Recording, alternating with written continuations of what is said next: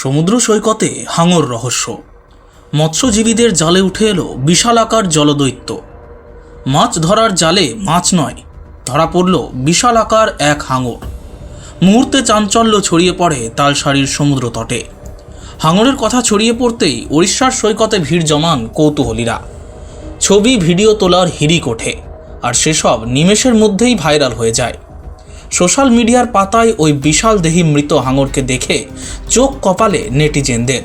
তবে জলের ওই দৈত্যকে উদ্ধার করতে রীতিমতো সংগ্রাম করতে হয় মৎস্যজীবীদের।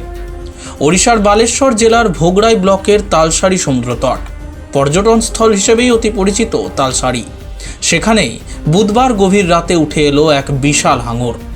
সকাল হতে তাকে সচক্ষে দেখে একেবারে আঁতকে ওঠেন মৎস্যজীবীরা।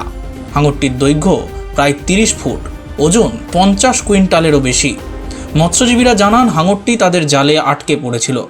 5 মৎস্যজীবী নৌকোয় চড়ে মাছ ধরতে গিয়েছিলেন। উপকূল থেকে 7 কিলোমিটার দূরে এই দৈত্যাকার হাঙর জলে ওঠে।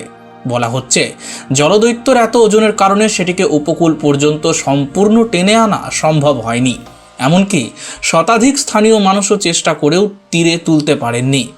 এরপর জোয়ার এলে সেই জলের তোড়ে 50 কুইন্টাল হাঙরটিকে টেনে তোলা সম্ভব হয়। কিভাবে তা তালসারির সৈকতে ভেসে এলো, কোথা থেকেই বা এলো, এসবের খোঁজ চলছে। তবে এত বৃহদাকার হাঙর দেখে তাজ্জব সকলে। Bureau report, angular news.